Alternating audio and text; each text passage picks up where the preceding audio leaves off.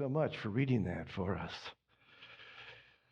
Oh, I do appreciate being here. Thanks for the invitation. It's been several years since I've been in this church.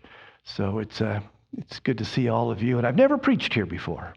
So this is an honor for me.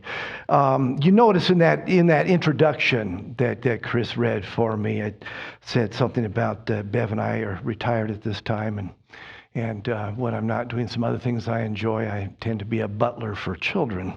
Let me tell you the story behind that. We've got 6 grandchildren who live in the area.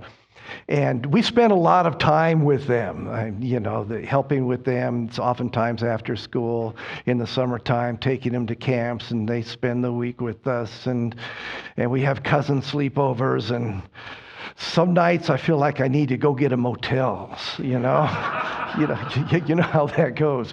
And one day we have identical twin granddaughters, and when they were 4 years old, I believe it was 4, maybe it was 5, doesn't matter, they're 5 now. One of them heard the word adult, and she didn't know what the word adult meant. And their older brother, 6, likes to explain things to his sisters. So he said, "Oh, well, I'll tell you what, adult. You know what an adult is? An adult is it's like dad, or it's like mom. You know, an adult is someone who gets things for you. You know, it's like a butler." So ever since then, I decided I'm a butler for children. That's what I do. I'm always getting stuff for them. Yeah, that's all right. I wouldn't trade it for anything. So, the scripture that you just heard from Thessalonians, it's Paul's letter to the church in Thessalonica.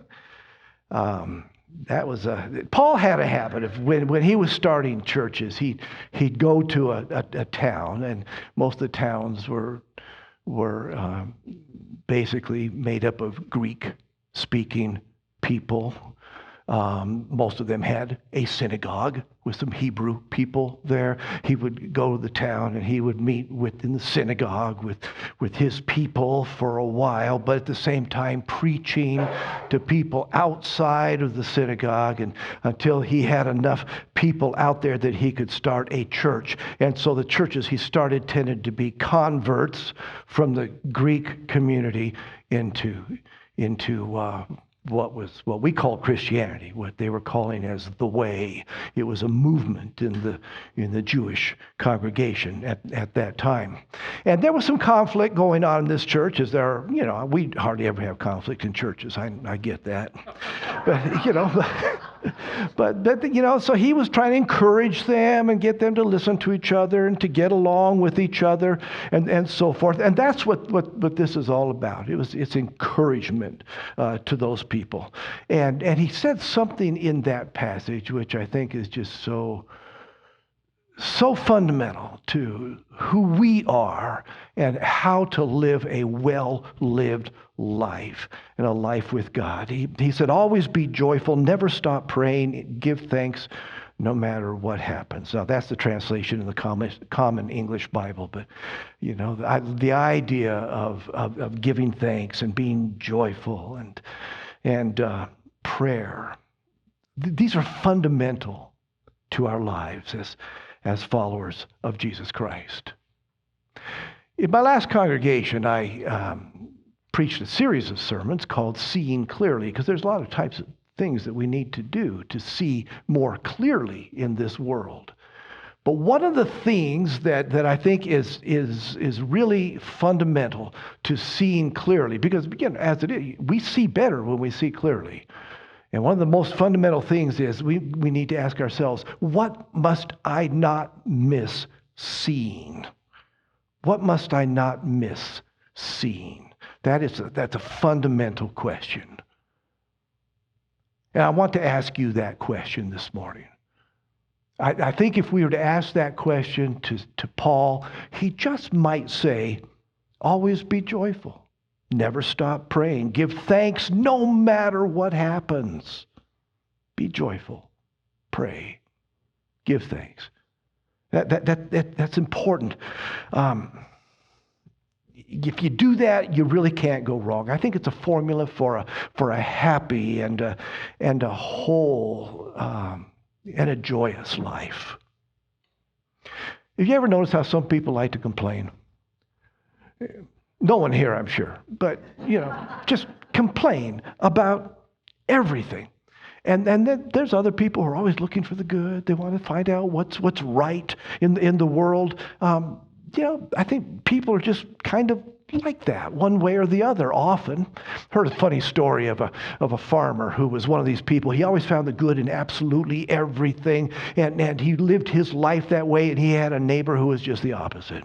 She complained about everything. No matter how good something was, she'd find something wrong with it. He'd go to her and say, "Isn't it a beautiful day today? Did you see that sunrise this morning? And it was a beautiful, glorious sunrise. All the purples and the oranges and everything splashed across the sky. Oh, I don't think I've ever seen anything like it." And then she would say, "Well, yeah, and if the sun keeps shining, it's going to scorch all the crops." That's just the difference between them. One day it had been raining, and he said, "Oh, this is just wonderful. Mother Nature is giving the corn a drink today. Isn't that a great thing?" And she said, "Yeah, and if it keeps up, we're going to have to get flood insurance because it's all going to die." And so, he was always looking at what's right, and he's always looking at what's wrong. He thought he would finally convince her one day. He bought a dog. I mean, it was an amazing dog. It was a remarkable dog. It was an expensive dog.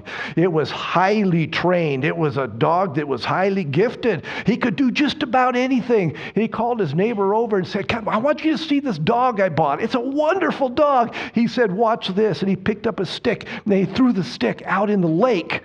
And that dog went out to fetch the stick. Now, he didn't swim. He ran on top of the water. Got the stick and came back on top of the water. He wasn't even wet. And then the farmer said, "What did I tell you? Isn't that an amazing dog? What do you think?" And she said, "Can't swim, can he?"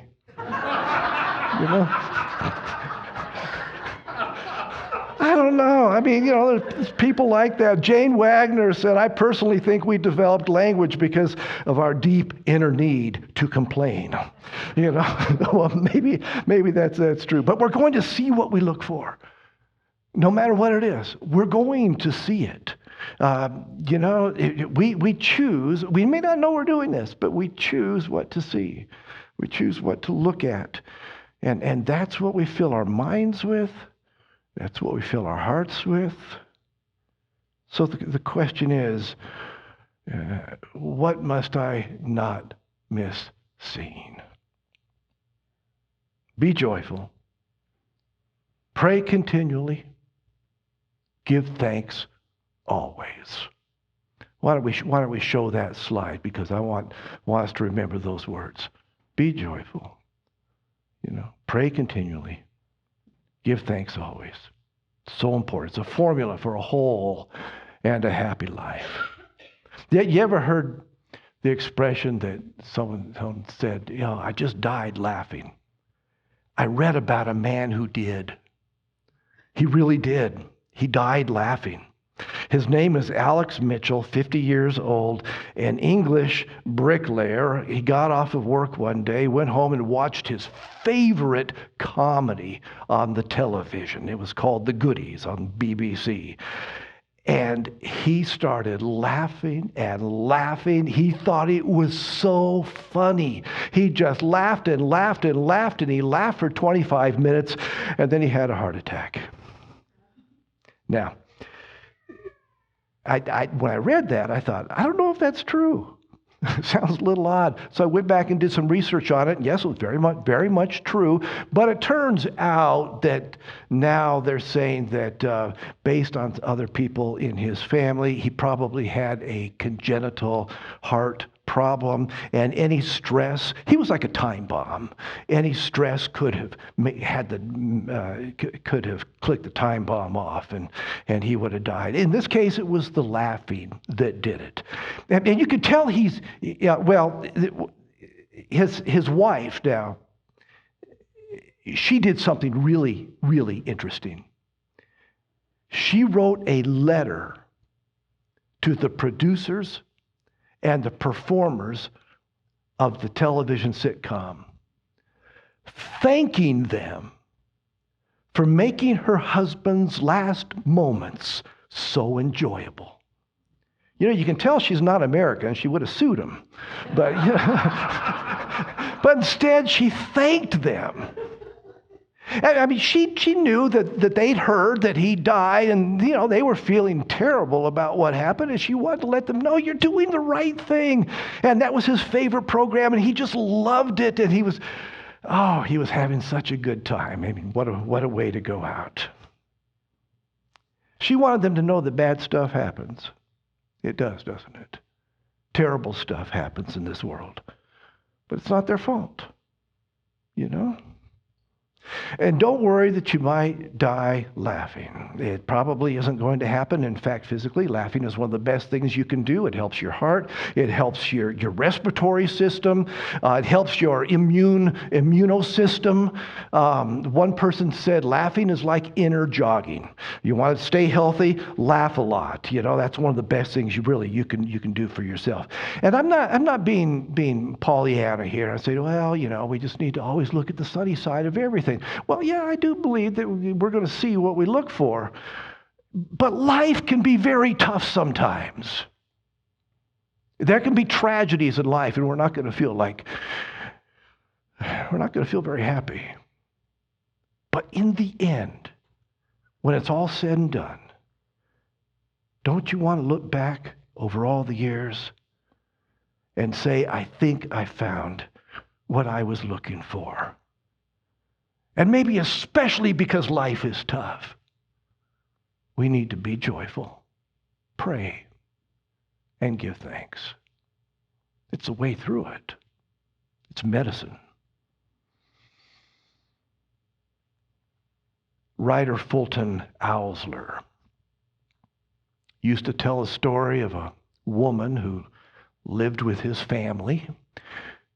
She was formerly enslaved in the United States. And after she achieved her freedom, his family hired her to move in with them.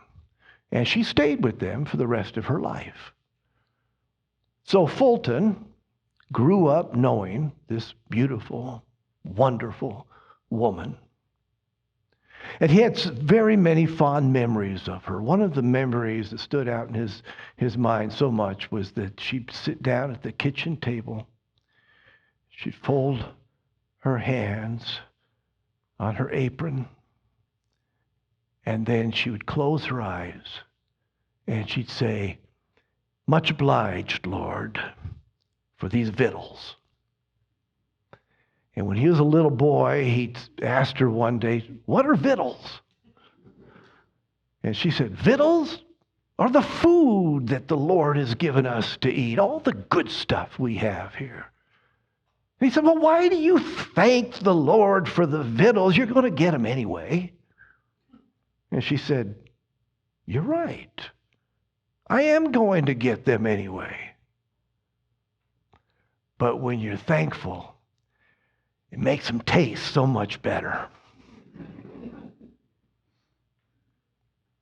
She said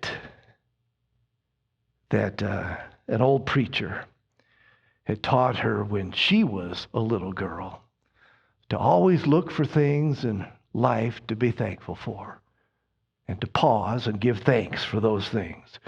So she developed a habit that she kept on all through her adult life, that before she got up in the morning, before she got out of bed, she would think of the first thing that she could give thanks for that day. Sometimes she'd be lying there in the bed and trying to think of what she can give thanks for, and she smells the coffee that's brewing in the kitchen. It's coming in the bedroom, and she takes a deep breath of the coffee. And in bed, she would say, much obliged, Lord, for the coffee. Much obliged, too, for the smell of it. That's the kind of woman she was. Well, Fulton grew up, left home, and after a number of years, he was notified by his family that this wonderful woman was dying. And he decided he wanted to get back and see her, say goodbye to her.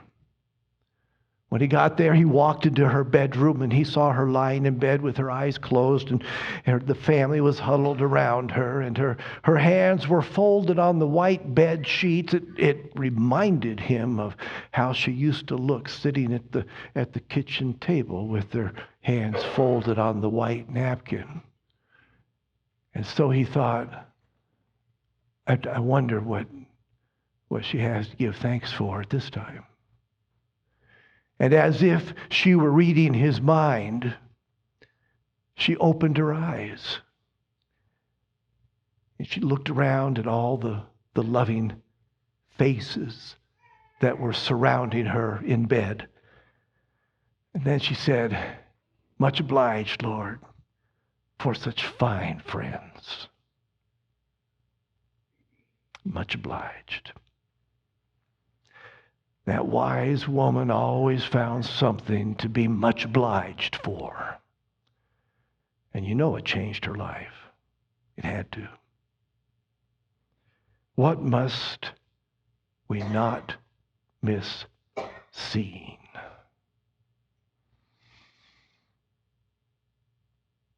You know, we can't miss the good stuff that's out there. We can't miss the stuff to be thankful for. It's about cultivating a habit of looking for all the gifts that come from God and pausing long enough to say thank you for them. It's a discipline. It's not just going to happen. We make up our mind. This is the way we're going to live our life. It changes us. You know, if you don't choose what you're going to look for, then you end up filling your life, your mind, your heart with whatever you see out there. And if you're like me, it's what the next problem is. The next problem to solve, the next irritation, the next aggravation. I don't want to live my life that way. There were 4 people who wanted to go camping more than anything, and they loaded up their vehicle, got their tent and their sleeping bags and the stove and all the food, and especially the fishing poles and the fishing equipment. They went to a favorite spot, and immediately they unloaded the vehicle, set up the tent, set up camp, and decided before they did anything else, they were going to go fishing. That's what they were really looking forward to that weekend. So all 4 of them went out there, went fishing. They came back, and they were stunned. They looked at their campsite. Someone had stolen their tent. Now, I don't mean someone came in and ransacked the campsite. That's not what happened. They stole their tent. They left the sleeping bags. They left the Coleman stove. They left all the food. They left everything. They just stole the tent. They kind of scratched their heads and wondered, what to do. And they looked up at the sky and saw, well, it's clear. Looks all right. They decided to stay on. So they cooked up their meal, and they had their campfire, and they did all their camping traditions. And then when the fire died down, they just spread the sleeping bags out where the tent used to be. And as they were lying there, they looked up at the sky with the campfire now down low and there's no light. It was amazing. So black, so many stars. They could see the Milky Way. I mean, it was exquisite. It was something that just took their breath away. Instead of looking at canvas, they looked up at the stars. And they never would have had that experience if someone hadn't stolen their tent. They knew that. Now, the moral of that story is someone is going to steal your tent every time. And I don't mean that literally. Don't worry about that. They're not going to steal your tent when you're camping. I hope not anyway. But, something's going to happen. Inexplicable things happen all the time. We lose a job. We get sick. Crises happen in our lives all the time. We can't get around that stuff. It's terrible. It's horrible. And little things, big things, it's going to happen all the time. Now, you can focus on what you've lost in the end, or you can focus on what you have left. You can fill your mind with everything that's wrong in life, wrong in the world, wrong with politics, wrong with your health. I know as I get older, there's more wrong with my health. That's the way things go. Or you can fill it up with gratitude. What you're really thankful for. Remember, they can steal your tent, but they can't steal your enthusiasm. They can't steal your curiosity. They can't steal your ability to love. They can't steal your courage. They can't steal your love. They can't steal your hope, your faith, your joy, your peace. They can't steal any of the important things in your life. They can only steal your tent. Ralph Waldo Emerson said this. He said, cultivate the habit of being grateful for every good thing that comes to you. Why don't you show that on the slide? Thank you. Cultivate the habit of being grateful for every good thing that comes to you and to give thanks continuously.